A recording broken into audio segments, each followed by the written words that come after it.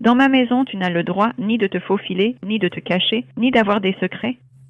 Tu vois à quel point c'est aimant. Je n'aime pas ça.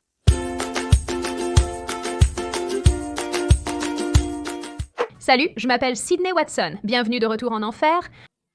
Les retours jusqu'à présent ont été si positifs et si agréables, et j'ai vraiment travaillé dur pour créer quelque chose de super haute qualité qui a un goût absolument incroyable.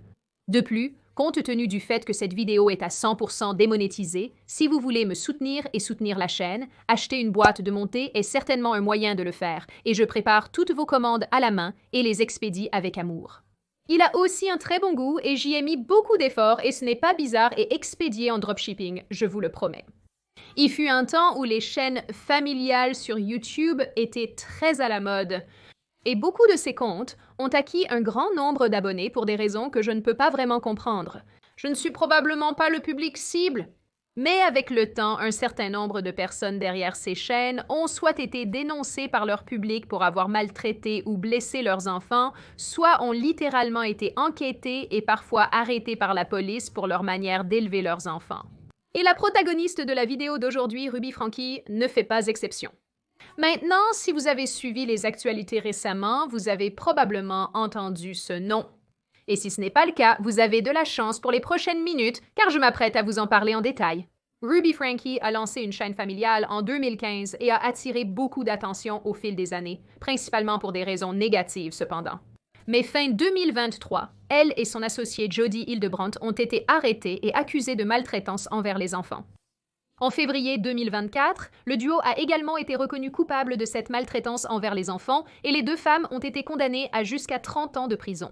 Les choses se sont encore intensifiées très récemment lorsque la police a publié un tas d'informations liées à l'affaire. Des enregistrements audio, vidéos et images, pour la plupart très brutaux, que je n'inclurai pas dans cette vidéo pour des raisons évidentes, mais qui ne sont pas si difficiles à trouver si vous êtes intéressés. Jusqu'à présent, Ruby a été le principal centre d'intérêt et je comprends pourquoi. Après tout, c'était ses enfants qui étaient les victimes de l'abus dans cette situation, dans ce cas. Et elle est, je suppose, un grand joueur infâme dans tout cela. Mais dans mes voyages sur Internet, je suis tombée sur une vidéo d'une jeune femme appelée Jessie Hildebrandt, qui se trouve être la nièce de Jody Hildebrandt. Jessie a vécu avec Jody en tant qu'adolescente et a été exposée à une énorme quantité d'abus sous son toit. Dans cette interview particulière, Jessie a dit que bien que Ruby était absolument en faute, elle croyait que Jody était en réalité le meneur derrière les événements horribles qui se sont produits. Mais il est très intéressant de voir le monde réagir à elle et de la mettre, en quelque sorte, au premier plan. Et je comprends qu'elle est la mère de ses enfants, et cela a du sens. Mais les philosophies et les modalités thérapeutiques qu'elle utilise sont celles de Jody. Alors, oui, c'est une expérience vraiment intéressante de voir tout le monde se concentrer sur Ruby, et je comprends pourquoi. Mais c'est Jody, ce sont les mots de Jody, ce sont les idées de Jody, comme celles-ci ont plus de décennies. Je ne vais pas mentir, ce commentaire a certainement fait tourner mes roues et j'ai décidé que je voulais y regarder un peu plus loin, étant donné que je n'avais vraiment vu personne aborder ce problème à part Jessie de ce point de vue.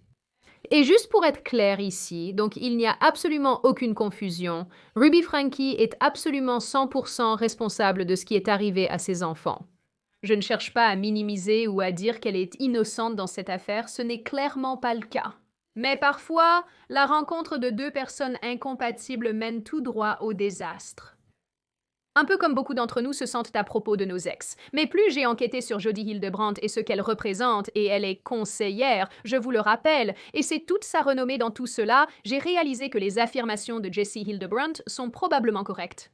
C'est donc ce dont nous allons parler aujourd'hui, l'individu absolument dépravé derrière la maison des horreurs de Ruby Franky, et évidemment Ruby Franky elle-même, qui est également une personne pourrie. Bien sûr, toutes mes disclaimers habituels, cette vidéo n'est en aucun cas exhaustive, et il y a un trésor d'informations que vous pouvez aller consulter à votre propre rythme si vous voulez plus d'informations sur certains éléments associés à cette affaire.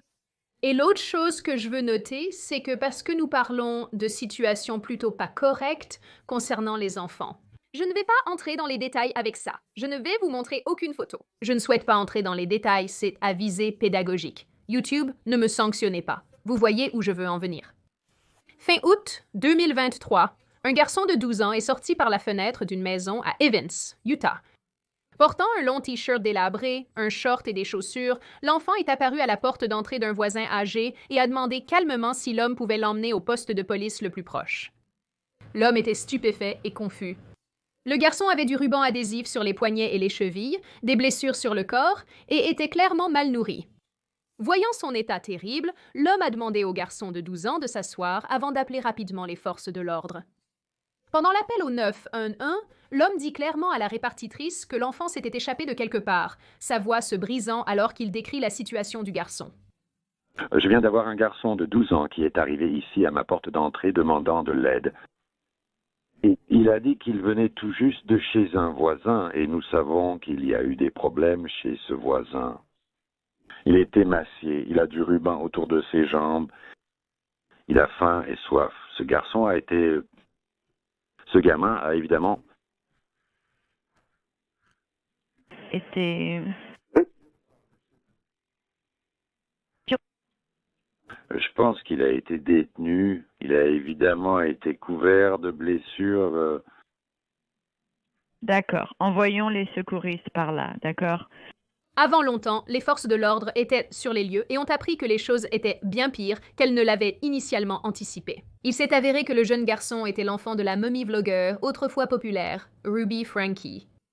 Lui, sa mère et sa sœur de 9 ans avaient rendu visite à la maison de Jody Hildebrandt, la partenaire commerciale de Ruby.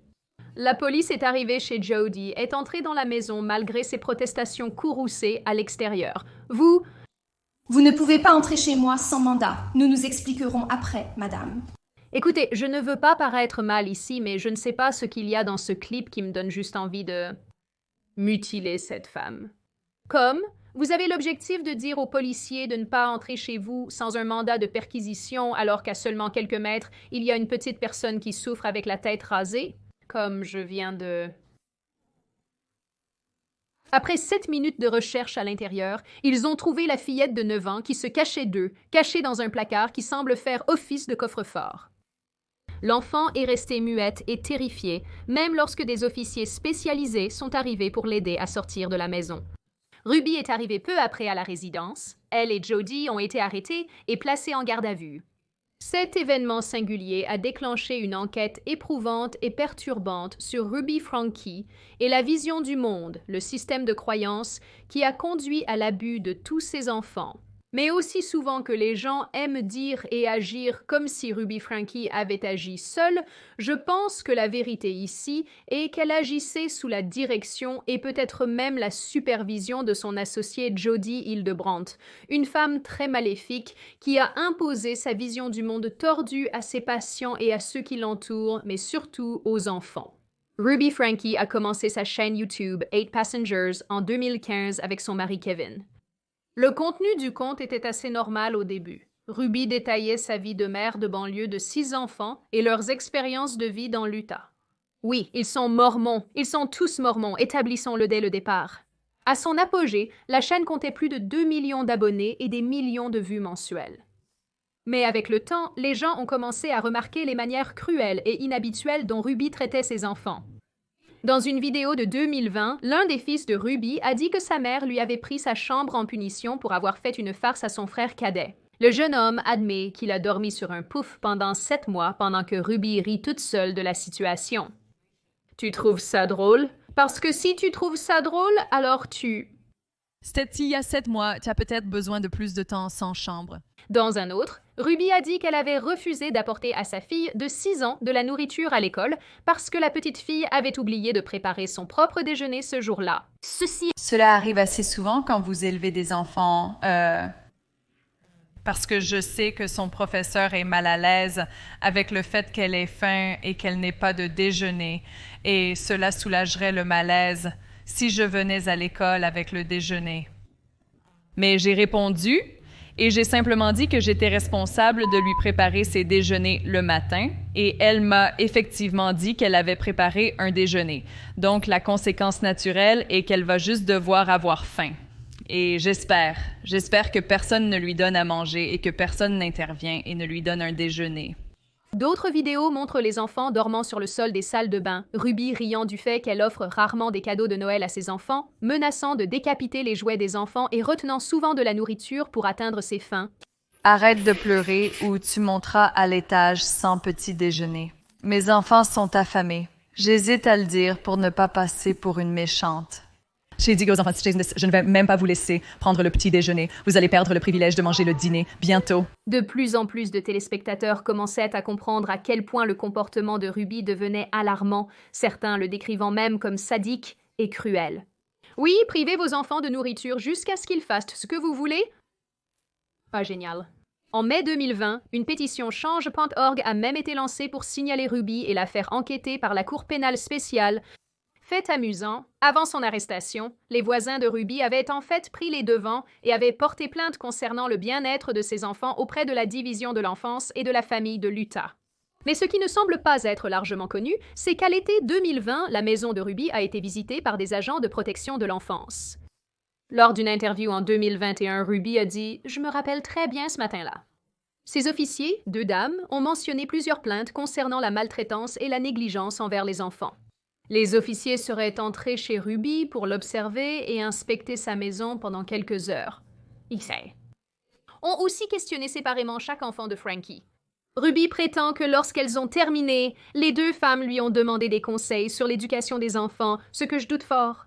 Heureusement pour Ruby, aucune accusation n'a été portée, mais cet incident l'a profondément déconcertée. Et ce n'était absolument pas la première fois que le contenu qu'elle postait sur Internet lui causait des problèmes. Dans un passé pas trop lointain, au printemps 2020, plusieurs grands annonceurs avaient retiré leur soutien à la chaîne YouTube 8 Passengers, craignant des répercussions de l'attention négative croissante que recevaient les parents de Frankie. Avant cela, en août 2019, les spectateurs de la chaîne sont devenus fous lorsqu'ils ont découvert que Chad, alors âgé de 14 ans et le 2e enfant le plus âgé des Frankie, avait été expulsé de l'école et qu'il l'avait envoyé passer 10 semaines au programme de thérapie en pleine nature de la Fondation Anasazi. Et on en est arrivé à un point où Chad a besoin de développer une maturité et des compétences très basiques. Venant de vous 2 qui maltraitez vos petits-enfants, nous n'allons certainement pas prendre de conseils de maturité. Je pense que cette conversation serait un excellent endroit pour terminer le vlog aujourd'hui. Nous venons de dire à Chad qu'il y a un hashtag sur Instagram qui a commencé quand tu es venu à Anasazi et... C'est le hashtag. Libérez Chad. Ces gens sont comme des anévrismes ambulants, je jure devant Dieu. Je n'aime vraiment pas cette femme. Pour ceux d'entre vous qui ne sont pas très familiers avec ce type de camp, ils existent pour aider les jeunes à développer essentiellement des compétences personnelles et des compétences de survie en pleine nature, ce qui est censé, je ne sais pas, les rendre meilleurs dans la société. Il y a eu beaucoup de controverses autour d'eux, non seulement les modernes, mais aussi ceux d'il y a longtemps, et de plus en plus de jeunes et d'adolescents se manifestent pour signaler les abus et les circonstances horribles dans lesquelles ils se sont retrouvés lorsque leurs parents ou tuteurs les ont envoyés dans ces camps et retraites en pleine nature et autres. Donc, encore une fois, je ne peux pas entrer dans les détails dans cette vidéo, mais c'est certainement quelque chose à examiner si ce genre de choses vous intéresse. Et pour être clair, peu de temps après que Chad soit revenu du camp en pleine nature, qui aurait pu être abusif ou non, nous ne savons pas, il a fait une farce à son jeune frère et s'est vu retirer sa chambre pendant 7 mois. Encore une fois, les gens étaient furieux. Lors d'une interview avec The Wrap en 2021, Ruby a affirmé que les clips offensants qui avaient choqué les téléspectateurs avaient été sortis de leur contexte. Elle a dit « La raison pour laquelle nous avons été annulés était parce que je démontrais, comme je l'ai fait depuis le premier jour, à quoi ressemble une mère responsable. » Et cela a effrayé à mort ces enfants qui ne veulent pas être tenus responsables, parce qu'apparemment, elle pense que ce sont les enfants qui lui en veulent. C'est donc le motif de la haine qui m'est lancé. Je suis l'antidote à leur comportement et ils le savent. Ouais, Ruby, probablement pas. J'ai changé d'avis. Ruby n'est pas une anévrisme ambulante. C'est une lobotomie totale. Personne ne veut de tes piqûres, maman. Ruby Frankie a toujours semblé se voir comme cette figure maternelle idéale. Et en fait, c'est l'une des raisons pour lesquelles elle a créé sa chaîne YouTube en premier lieu. Pour une raison quelconque, peut-être en vertu du fait qu'elle a 9000 enfants, elle se voyait comme une mère qui pourrait enseigner et nourrir d'autres mères. Et c'est probablement ce qui a motivé beaucoup de ses actions à partir de ce moment et l'a aidé à cultiver certaines de ses amitiés très malheureuses, une en particulier, qui à mon avis a conduit à l'accélération des abus. Mais soyez patients, nous y arriverons. 2019 à 2021 ont été les années de terrible presse pour la famille et leur chaîne. Des clips de la famille circulaient sur TikTok, les YouTubeurs les critiquaient à chaque tournant et les médias rapportaient tout cela. D'une certaine manière, cela a renforcé leur notoriété. À un moment donné, la chaîne recevait 200 000 vues par jour et engrangeait une somme décente à la fois en parrainage et en revenus dansants. Mais avec la haine grandissante pour Ruby qui augmentait chaque jour, cela n'a pas duré et bientôt la chaîne a commencé à décliner. Ruby a également réduit ses publications régulières, disant au rap qu'elle est plus consciente de ce qu'elle met en ligne et de la façon dont elle s'exprime. Malgré tout, elle est restée convaincue que chaque critique à son égard résultait de la culture de l'annulation et de clips décontextualisés. Je pense que c'est ici que quelque chose a fondamentalement changé pour elle. Il semble que Ruby ait réalisé que les gens allaient continuer à critiquer ses méthodes parentales et que le nombre de ses détracteurs allait continuer à augmenter. Et cette prise de conscience semble avoir ouvert la voie, la conduite sur le chemin des événements de 2022, qui ont plus ou moins signalé le début de la fin non seulement pour la vie de Ruby Frank, mais aussi pour la destruction de sa famille. Entrent en scène Connexion et Jody Hildebrandt. D'après ce que j'ai décrit, il est assez clair que Ruby Frank et Kevin Frank étaient abusifs de leur propre initiative. Mais je suis convaincue que Jody Hildebrandt et ses enseignements sont en partie responsables de la dégradation accélérée de Ruby et des niveaux de maltraitance infantile que nous avons observés entre 2022 et 2023. Maintenant, fin janvier 2022, Ruby avait complètement abandonné la chaîne YouTube 8 Passengers. Les vidéos étaient devenues de moins en moins fréquentes, mais elles ont cessé d'apparaître et d'être téléchargées complètement à peu près à cette époque. Aucune raison réelle n'a jamais été donnée pour cela, sauf une brève vidéo que Ruby a postée à la mi-décembre 2021, où elle a dit qu'elle ne postait pas autant parce qu'elle s'impliquait dans la communauté de la santé mentale. Dans cette vidéo, elle a mentionné travailler avec une femme appelée Jody Hildebrandt et son entreprise de conseil en ligne appelée Connexion. Bien qu'il ne soit pas très clair quand elle est arrivée sur la scène, Jody Hildebrandt fait quelque chose qui ressemble à de la thérapie abusive, comme je vais l'appeler, depuis au moins 15 ans. En 2010, elle a commencé Connexion, un service de conseil, pour ainsi dire, pour les individus et les couples mariés avec un programme conçu pour aider à traiter ceux qui sont perdus et échoués dans l'obscurité de la distorsion, d'où proviennent les addictions, la peur, la tristesse et tous les autres comportements autodestructeurs. Si cela ressemble à un langage de secte, c'est parce que ça en est un. Ces gens disent tellement pour ne absolument rien dire du tout, et je suis vraiment désolée d'admettre qu'il va y avoir un peu de cela à l'avenir. Essayez de ne pas pleurer. Mais au fond, Connexion était supposément là pour aider les individus à prendre la responsabilité de leurs pensées, sentiments et actions d'une manière qui aiderait leur relation à réussir. Jody a affirmé que son coaching était un style unique d'éducation sur le pouvoir du choix et la nécessité d'une honnêteté impeccable, d'une responsabilité rigoureuse et d'une humilité vulnérable. Qu'est-ce que cela signifie? Elle a spécifiquement mis beaucoup d'accent sur la distorsion et la vérité, comme elle l'appelle. Elle croit que les gens doivent se débarrasser de leur distorsion, ce qui conduit à toutes les choses négatives dans leur vie. La vérité, en revanche, est la réalité objective qui n'est pas basée sur les sentiments. Pour que vous puissiez voir la vérité, vous allez devoir connaître l'opposition chaque fois que vous allez au combat. Vous devez connaître l'ennemi. Et la distorsion est l'ennemi de la vérité. Nous vivons dans un monde actuellement qui croit largement que la vérité est cette idée subjective éthérée, comme vous savez ce qui est vrai pour moi, et vous pouvez avoir ce qui est votre vérité et ma vérité, et tout est différent. Très subjectif, très basé sur ce que je ressens. Oui, ça bouge, c'est fluide, ça change, il y a très un manque de base. Va donner un coup de pied à un rocher et voit à quel point c'est fluide, mais je sais que je connais bien ce fluide. Ça ne m'a pas fait mal, je ne sais pas pourquoi ça t'a fait mal. Si tu te sens perdu en ce moment, ne t'inquiète pas. J'ai regardé peut-être 25 à 30 de ces vidéos et je n'ai absolument aucune idée de ce qui se passe. J'ai essayé de te le dire, mais c'est juste des lobotomies partout. En essayant de comprendre les principales idées de Jodi Hildebrandt, il semble qu'elle croit que vous devez assumer 100% de ce qui vous arrive dans votre vie et si de mauvaises choses vous arrivent, elles sont entièrement de votre faute. Ce n'est pas une blague. Il n'y a aucune excuse derrière eux. Ils sont entièrement de votre responsabilité. Vous devez les accepter. Tout ce qui est moins est une distorsion. Ceci est indiqué dans de nombreuses vidéos, mais c'est aussi là sur son site web qui dit « Vous pouvez avoir la vie que vous voulez, mais vous devez vous débarrasser des vilains mensonges de la distorsion pour vivre dans la vérité, la connexion et la liberté. » Quoi que cela signifie? Nous ne comprenons pas entièrement ce qui cause la maladie d'Alzheimer. Jodi applique également cette même logique aux enfants, qu'elle ne semble pas croire être différents dans leur comportement et leurs émotions par rapport aux adultes, ce qui est fou. Maintenant, en surface, ces points de vue, bien que déroutants à comprendre et à écouter, peuvent ne pas sembler si mauvais. Mais si c'est votre affirmation, je pense que vous vous trompez légèrement.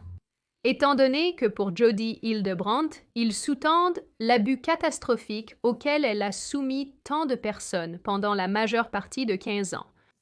Et assez horrifiant, les philosophies de vie de Jodi l'ont amenée à croiser des gens et à blesser des gens et à blesser des enfants bien avant qu'elle ne rencontre jamais Ruby Franke. Plus triste encore est le fait que l'une des plus virulentes de ses critiques est sa propre nièce, Jessie Hildebrandt. Jessie a vécu chez sa tante pendant son adolescence. Dans de nombreuses interviews et podcasts, elle décrit les abus qu'elle a subis pendant cette période, tant psychologiques que physiques. Dans une interview avec 2 News, Jessie décrit avoir été forcée à l'isolement, empêchée d'interagir avec d'autres personnes, attachée et bâillonnée avec du ruban adhésif et contrainte de dormir dehors dans la neige. En vivant et avec Jodi, j'ai vécu des choses comme être attachée et ligotée avec du ruban adhésif. J'ai vécu d'être bandée les yeux. J'ai vécu une isolation sévère. J'ai subi des abus émotionnels, spirituels et psychologiques sévères. On me disait que je ne devrais pas être avec d'autres personnes. On me disait que j'étais dangereuse à fréquenter. Les gens avaient peur de moi au point où j'avais peur de moi-même. J'étais forcée de dormir dehors dans la neige. J'étais, comme je l'ai dit, isolée jusqu'à 12 heures par jour si quelqu'un me parlait directement, si je ne portais pas de ruban adhésif sur ma bouche. Je devais simplement les regarder et ne pas répondre parce qu'elle avait aussi des systèmes de personnes qui lui rapporteraient si je transgressais l'une de ces règles. Jessie détaille également les attitudes bizarres que Jodi avait envers le sexe, ne permettant pas à sa nièce d'utiliser des tampons et l'accusant constamment de se faire plaisir et d'avoir une addiction au contenu adulte en ligne. Contenu que Jessie dit qu'elle n'avait même jamais vu à l'époque. Elle a aussi, et c'est une connexion très profonde, et la raison pour laquelle j'ai choisi de m'adresser aux médias plutôt que de rester simplement avec le podcast. Elle m'a accusée d'être accro au sexe. Elle m'a accusée d'être accro au point où je n'étais pas autorisée j'ai mentionné cela sur le podcast, au point où je n'étais pas autorisée à utiliser des tampons. Je n'ai jamais eu droit à l'intimité à moins que je sois isolée. Donc, cela incluait la salle de bain. Je n'étais jamais autorisée à avoir la porte fermée parce qu'elle était convaincue que j'étais constamment en colère.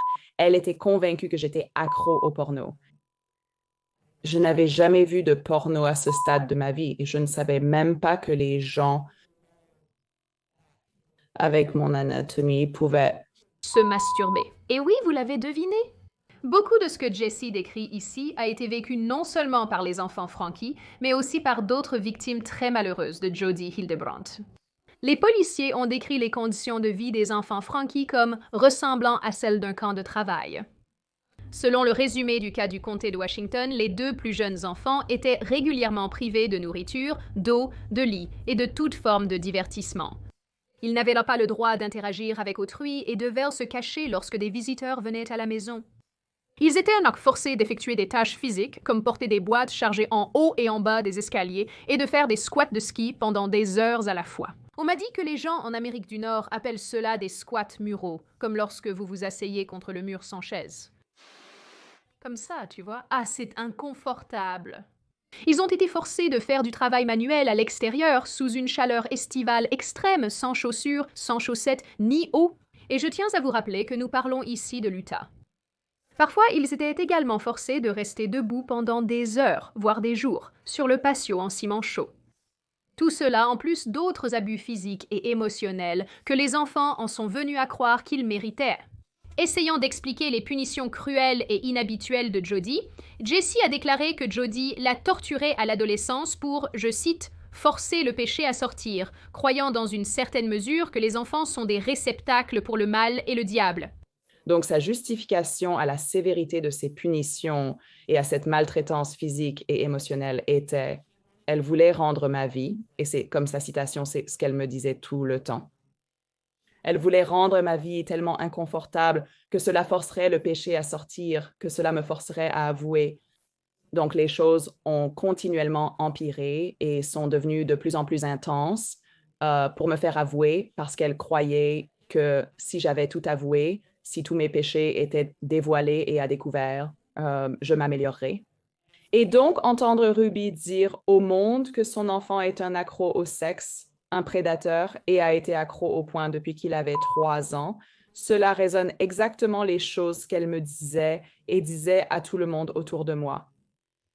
Et je sais que je crois avoir compris qu'elle affirme qu'il a même avoué, mais je n'en suis pas certain. Eh bien, j'ai aussi avoué des choses que je n'ai pas faites dans le but d'essayer de faire cesser les abus. Georgie a plus ou moins exprimé cela elle-même dans des enregistrements censurés fournis par la police. Elle affirme dans l'un d'eux que le diable exploite les enfants et les adultes qui ne les tiennent pas pour responsables. C'est tout le diable, tu l'as vu, je veux dire, je te connais? Quoi, depuis 5 ans, tu l'as vu venir vers moi? Moi, venir vers moi, venir vers moi. Tu as tout à fait raison, parce qu'il sait que je sais ce qu'il fait, et il utilise ses enfants. Il nous exploite tous, nous les adultes et parents, qui ne responsabilisons pas assez les enfants. Alors maintenant, c'est abusif de faire dormir un enfant sur le sol, c'est abusif. Ou c'est abusif de, tu sais, c'est ridicule, c'est ridicule. On ne peut même plus élever ses enfants. Ce sentiment a été également reflété par Ruby dans les enregistrements de la prison, où elle qualifie ses propres enfants de maléfiques. Les adultes ont vraiment du mal à comprendre que les enfants peuvent être remplis de mal et ce que cela demande pour le combattre. Vous avez vu ce qu'il faut pour combattre le mal. Ce n'est pas la personne que vous combattez. Et cela peut ressembler à quelque chose que ce n'est pas. Et vous y avez été, vous le savez. Et donc je ne connais aucun adulte qui va voir la vérité. En ce qui concerne la philosophie de Jody de forcer le péché à sortir, c'est précisément ce que Ruby et Jody essayaient d'atteindre avec les 2 enfants Frankie. Dans le résumé du cas du comté de Washington, les enquêteurs ont noté exactement cela, écrivant « Les femmes semblaient croire pleinement que les abus qu'elles infligeaient étaient nécessaires pour enseigner aux enfants comment se repentir correctement pour des péchés imaginaires et pour chasser les mauvais esprits de leur corps. » Ah, il y a des vidéos où les premiers intervenants, les techniciens médicaux d'urgence ou le personnel de l'ambulance, travaillent sur les 2 enfants, essayant de les aider et tout le reste. Et ils ont les larmes aux yeux et tout en s'occupant de ces 2 petits êtres.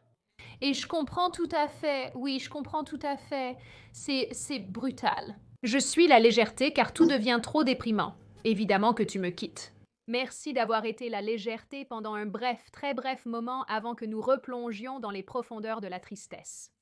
Ceci est très sombrement démontré dans les journaux de Ruby de 2023. Dans les journaux qui sont très, très fortement censurés, les enfants sont désignés par R, désignant le fils, et E, la fille. Ils donnent presque un compte-rendu quotidien de toute la violence et la torture exercée sur les enfants. Ruby écrit que R était obligé de rester et de dormir dehors, sauf pour entrer et utiliser la douche de la salle de bain.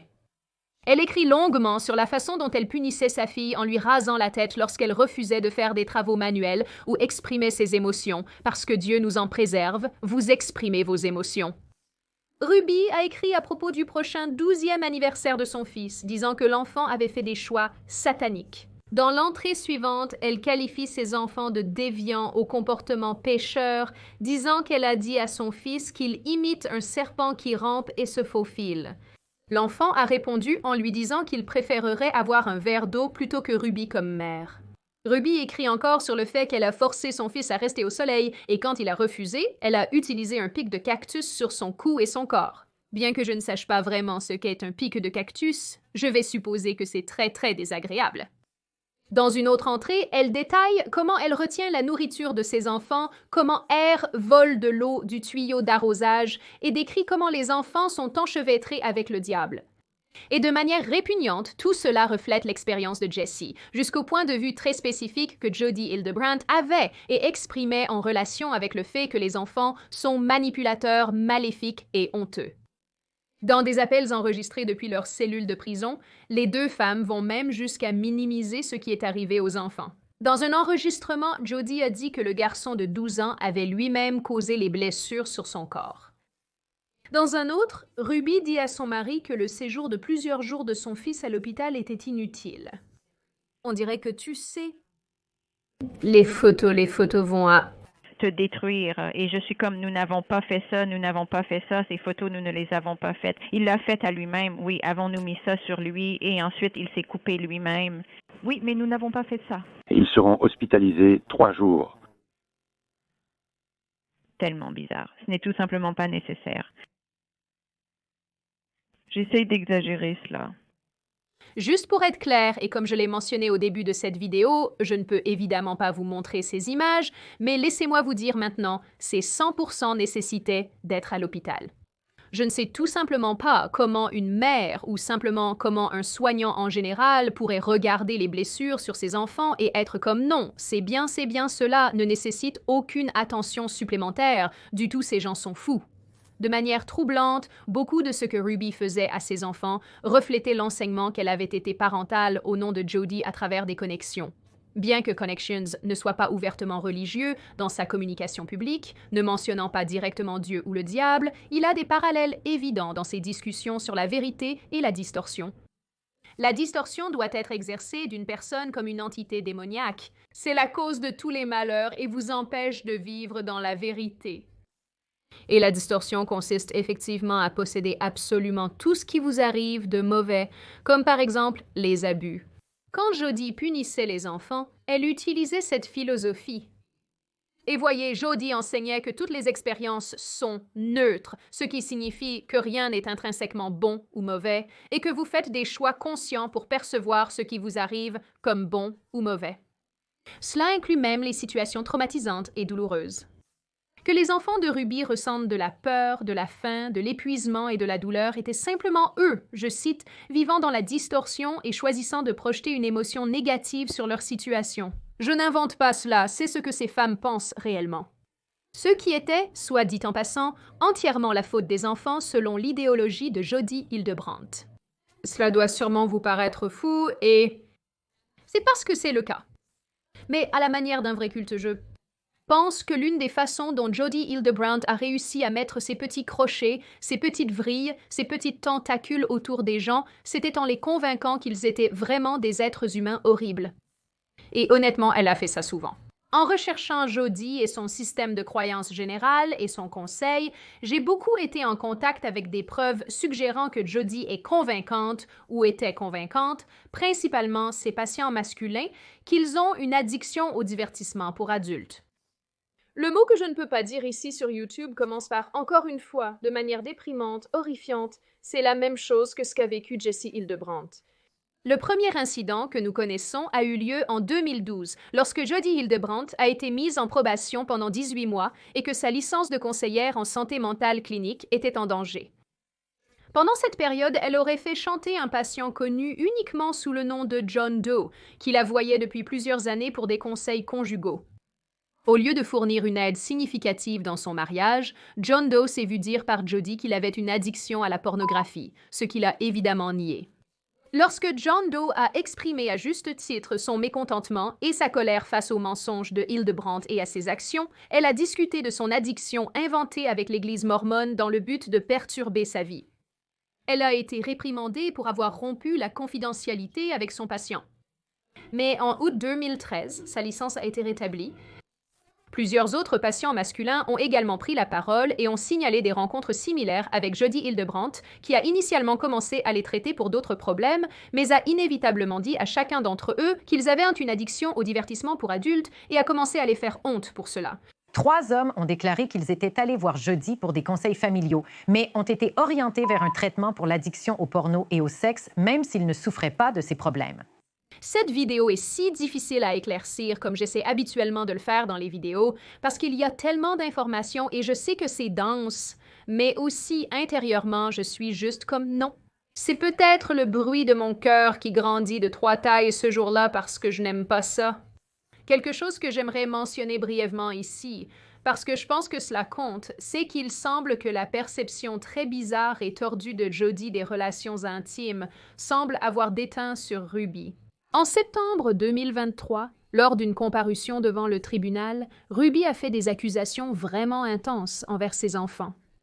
Jesse Hildebrandt y a fait référence dans un clip précédemment inclus, si vous vous en souvenez. Ruby a affirmé que l'un de ses enfants a commencé à regarder du contenu pour adultes à l'âge de 3 ans. Elle a également dit que l'un de ses enfants a fait des choses de nature inappropriée à son frère ou sa sœur. Cet enfant aurait apparemment avoué avoir fait des choses inappropriées à 20 personnes, y compris des cousins et des voisins. Elle a ensuite dit que le même enfant s'est associé au frère ou à la sœur qu'il avait touché de manière inappropriée et les deux ont commencé à faire du mal à d'autres enfants ensemble. Comme une situation effrayante de Batman et Robin, je suppose. Honnêtement, c'est juste comme ça. Qu'est-ce que c'est que ça? Il est tout à fait possible que cela soit vrai et que ces choses se soient réellement passées. Je veux dire, ce n'est pas la chose la plus folle du monde, mais compte tenu de ce que nous savons sur Jody Hildebrandt et son système de croyances, ses idéologies et la manière dont elle les diffuse dans le monde, cela ressemble à quelque chose de typique de Jody. Et si nous revenons à ce que disait Jesse Hildebrandt, il est assez évident que cet enfant a avoué, parce que la seule façon de faire cesser la douleur et la torture est de se confesser. Je ne peux vraiment pas imaginer quel genre de personne vous devez être pour faire cela à des enfants, à de petits êtres humains innocents, et puis, vous savez, leur imposer cela, et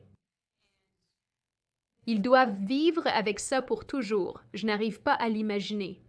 Je pense aussi que c'est encore Ruby qui fabrique des souvenirs, ce à quoi nous reviendrons bientôt. Mais entre-temps, la personne à qui je voudrais attirer l'attention maintenant est un autre membre de la famille qui a été accusé probablement par Jody et par Ruby d'avoir une addiction au contenu intime, au contenu pour adultes, et ce n'est autre que le propre mari de Ruby, Kevin, dont nous n'avons pas encore discuté dans cette vidéo. Kevin et les enfants sont apparus dans de nombreuses vidéos de connexion au fil des années, mais après juin-juillet, il était notablement absent. Avant cela, Kevin avait été très actif avec Connexion, faisant même une très longue vidéo discutant de combien le programme l'avait aidé avec certains de ses problèmes personnels. Connexion. J'ai réalisé que les principes qui sont enseignés ici dans la communauté qui se soutient mutuellement et se tient responsable, ce n'est pas une communauté d'argent. Ce n'est pas une communauté d'addiction au sexe. Ceci est une communauté et un groupe d'individus qui sont dévoués et désireux de vivre leur vie en vérité. Cependant, en coulisses, Ruby et Kevin étaient en plein tourment. À un certain moment, les parents Frank avaient invité Jody Hildebrandt à emménager chez eux alors qu'elle traversait des problèmes personnels. Peu de temps après, Ruby a demandé à Kevin une séparation à domicile, ce qui signifie que Kevin pourrait toujours vivre dans la maison, mais il n'agirait pas comme un couple marié.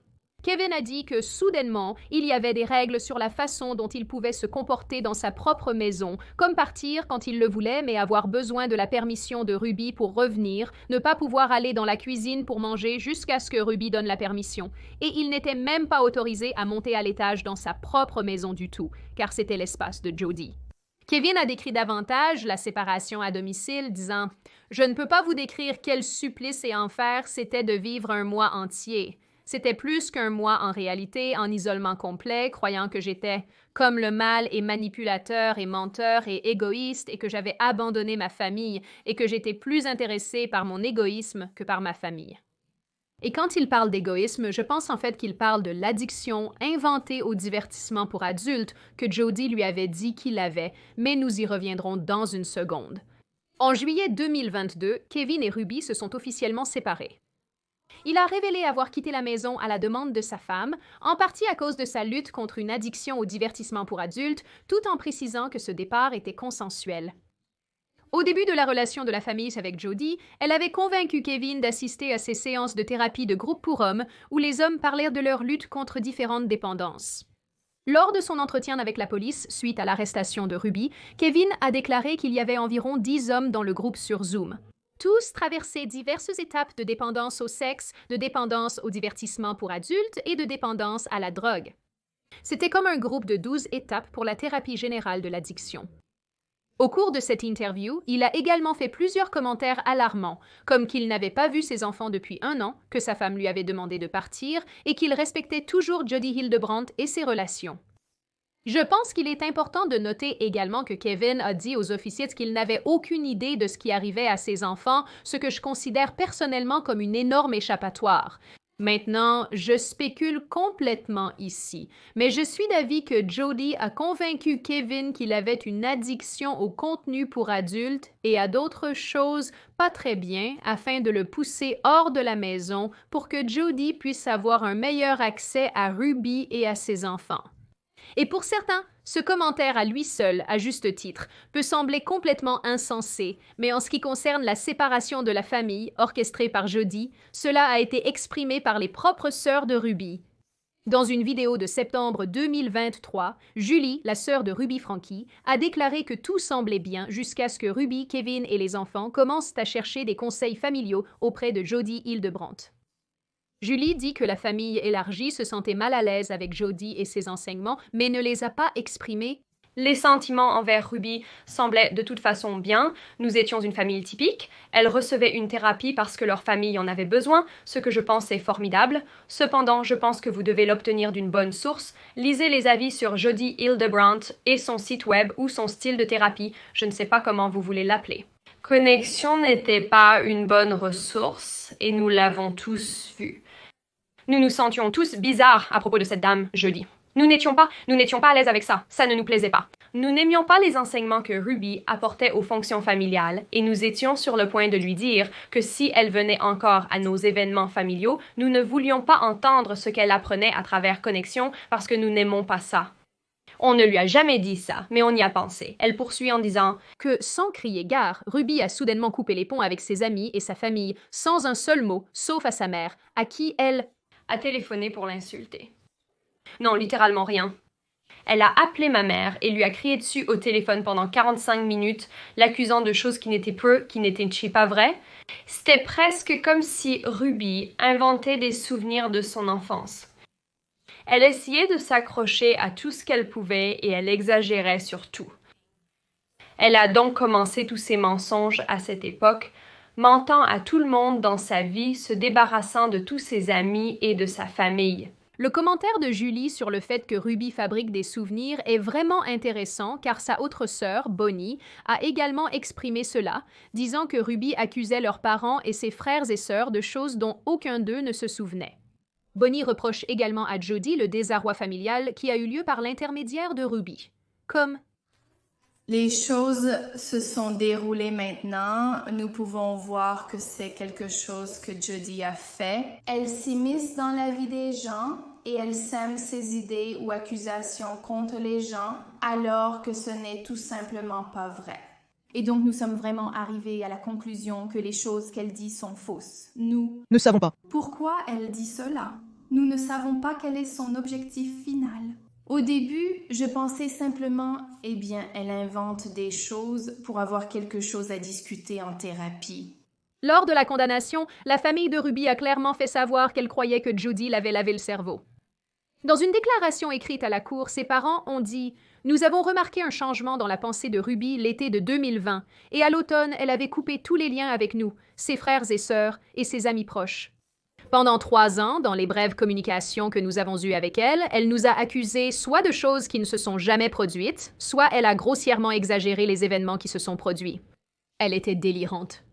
Elle était tellement profondément endoctrinée que nous ne pouvions pas la reconnaître. Ce sentiment a également été reflété par l'avocat de Ruby, qui a également soutenu qu'elle avait été endoctrinée par Jody Hildebrandt en disant « Ruby a dévoilé les couches de tromperie et de déception qui lui ont été imposées par Jody. » Sur ce point, quelque chose que je trouve vraiment intéressant et qui vaut 100% la peine d'être mentionné, c'est que dans les premiers enregistrements d'appels en prison qui ont été publiés par la police, Ruby commence par défendre Jody. Mais juste avant la condamnation, il est très clair, d'après les propres mots de Ruby, que quelque chose dans sa perception de la situation a changé. Et peut-être que cela est dû en partie au fait que son avocat lui a répété ses propres croyances d'une manière qui lui a fait réaliser qu'elles sont complètement folles. Mais aussi parce que Ruby a appris que Jody niait pratiquement toute implication dans ce qui est arrivé aux enfants, parce que bien sûr, elle l'a fait. Je pense assembler les pièces et juste voir comme elle savait qu'elle mentait tout le temps, Et c'est aussi embarrassant de le répéter, c'est comme « Oh mon Dieu, à quel point j'étais crédule. Oh mon Dieu, combien de pouvoir j'ai donné à cette personne et je ne l'ai pas vue. » Mais quand j'ai réalisé, donc elle avait le nom de son avocat et Doug Terry et le mien est Lamar. Et Lamar, tu sais, peut-être un mois après, peut-être même pas aussi longtemps, il est comme Jody nie tout. Elle a nié toute implication, ce qui m'a choquée. J'étais abasourdie. Et je dis toujours à Lamar, tu sais, toutes les justifications et tout ça. Tu sais, je parle comme un criminel, je sonne comme une personne folle. Il était si patient avec moi, il me regardait juste et comme un peu stupéfait, comme si je disais que 2 + 2 font 7 et je le croyais vraiment et il me regardait juste, je suis comme, qu'est-ce que je dis qui est si décalé Mais c'est parce que je le croyais vraiment, mais quand j'ai entendu que Jody ne parlait pas comme ça, qu'elle niait tout, ça m'a dit qu'elle savait tout depuis le début et qu'elle le cachait, et puis j'étais comme merde, qu'est-ce que je suis? Et c'est à ce moment-là que les choses ont commencé à tourner. J'étais comme, elle n'a pas été honnête, je ne savais pas qu'elle n'était pas honnête, je ne savais pas qu'elle mentirait, et c'est comme, de quoi d'autre a-t-elle menti? Ou d'autre ai-je été trompée? La réalité est qu'avec ces enregistrements, on ne sait jamais vraiment si ce que ces personnes disent et ce qu'elles pensent et croient vraiment, mais je pense qu'en ce qui concerne Ruby, c'est au moins juste mon opinion. Je pense qu'elle a vraiment compris à la fin qu'elle a été complètement dupée. Comme juste la tête complètement plongée sous l'eau à plusieurs reprises, comme je suis la reine de la ville des stupides. Sérieusement, comment ne pas le faire? La prison donne beaucoup de temps aux gens pour réfléchir. La dernière petite chose que je veux ajouter ici est qu'il y avait une troisième femme impliquée dans tout cela. Une femme appelée Pam Butcher, je ne sais pas comment dire cela, qui est répertoriée comme la présidente de la Fondation Connections sur le site web. Pam et son mari semblaient vraiment surpris lorsque la police est arrivée sur leur propriété parce qu'ils avaient l'un des adolescents, Frankie, chez eux, qui, selon eux, venait chez eux pour faire le ménage. Dans les images de la caméra corporelle auxquelles nous avons accès, Pam dit que Ruby est son amie, mais ne semble pas terriblement surprise lorsque la police lui dit qu'elle a été arrêtée pour maltraitance d'enfants. Le mari de Pam était plus inquiet de voir sa femme menottée dans une voiture de police que d'apprendre qu'elle avait aussi maltraité des enfants. Donc il y a ça. Je ne sais vraiment pas comment ils s'intègrent à tout cela, et peut-être qu'ils ne le font pas du tout, mais j'ai l'impression qu'ils le font probablement, et donc il est probablement utile de le mentionner, mais je ne sais vraiment pas quoi en penser, donc voilà. Maintenant, comme je l'ai dit au début de cette vidéo, il y a évidemment tellement d'informations sur cette affaire, et il y a encore plus d'informations sur Jody et Ruby et leur relation que je n'ai pas incluses parce que nous serions ici pendant 15 ans. Il convient également de mentionner qu'il est assez difficile d'obtenir des vidéos YouTube pour les chaînes YouTube 8 Passengers et Connexion, car YouTube a supprimé les deux, et apparemment les personnes qui téléchargent à nouveau le contenu risquent d'être bannies. Il y a aussi cela à prendre en compte. En fin de compte, Ruby Frankie et Jody Hildebrandt étaient un duo infernal en ce qui concerne cette situation. Et alors que Ruby avait déjà les traits d'un parent abusif, il n'a pas vraiment fallu grand-chose à la fin pour la pousser davantage sur la voie de l'abus et de la violence. Vous savez peut-être que la plus grande tragédie dans tout cela est que ces gens du pudding, les gens du pudding de Ruby, vont devoir vivre avec cela pour le reste de leur vie. Et le mal qui leur a été fait vient de leur mère, la seule personne en ce monde en qui ils auraient dû pouvoir avoir confiance. Tant de personnes autour de ces enfants les ont complètement laissés tomber, y compris leur père qui les a pratiquement abandonnés quand ils avaient le plus besoin de lui. Et finalement, je trouve vraiment remarquable que Jody Hildebrand ait pu commettre une telle dépravation pendant aussi longtemps, même en travaillant pour son Église et en quelque sorte en étant protégée par son Église. Mais ce qui rend peut-être une série d'événements déjà horribles encore pire, c'est le fait que dans la plupart des récits de ces événements, la participation de Jody est presque traitée avec indifférence. Agir comme si elle était une simple spectatrice du complot infernal de Ruby Franke, plutôt qu'une participante clé et peut-être même l'instigatrice de tout cela dès le départ, ne rend pas justice à la dépravation vécue par les enfants Franke. Au final, je suis certaine qu'il y a beaucoup plus à découvrir ici. Mais ce que nous avons dépeint l'image d'une femme qui voulait abuser des enfants et d'une mère qui a aidé à faire de cela une réalité. Sur cette note joyeuse, avant d'ouvrir le débat, n'oubliez pas de consulter Lions Tea Exchange, ma petite entreprise, en utilisant le lien dans la description. J'ouvre maintenant le débat. Quelles sont vos opinions? Êtes-vous de mon côté de la clôture et croyez-vous que Jody Hildebrand était probablement le cerveau derrière tout cela et les niveaux de dépravation que nous avons vus? Ou pensez-vous plutôt que Ruby agissait simplement de son propre chef et que Jody était là pour le voyage? Que pensez-vous de leur relation bizarre et de la manière dont tout cela a commencé à se dérouler? Pensez-vous que Ruby aurait fini ici de toute façon, étant donné qu'elle montrait déjà des comportements abusifs et que c'était simplement la prochaine progression logique de son propre comportement? Que pensez-vous de Kevin Franke, dont je sais que je n'ai pas vraiment parlé, mais que pensez-vous de lui qui ne participe pas à la protection de ses propres enfants? Croyez-vous qu'il était complice ou non? Quelle est votre opinion sur cette situation et ce problème en général? Comme toujours, si vous avez regardé jusqu'à ce stade de la vidéo, félicitations! J'aime toujours vous avoir pour le trajet complet, surtout dans ce cas, parce que cette vidéo est, double de la durée habituelle de mes vidéos. Si vous n'êtes pas déjà abonné et que vous souhaitez voir plus de moi et plus de ce genre de contenu, n'hésitez pas à vous abonner à la chaîne ainsi qu'à laisser un like sur cette vidéo et un commentaire parce que j'adore lire vos commentaires, je lis la majorité d'entre eux et j'aime toujours entendre votre point de vue. Bien sûr, merci beaucoup d'être resté jusqu'à la fin de la vidéo. J'ai vraiment hâte de lire vos pensées et vos commentaires sur ce cas et je vous verrai belle personne dans la prochaine vidéo.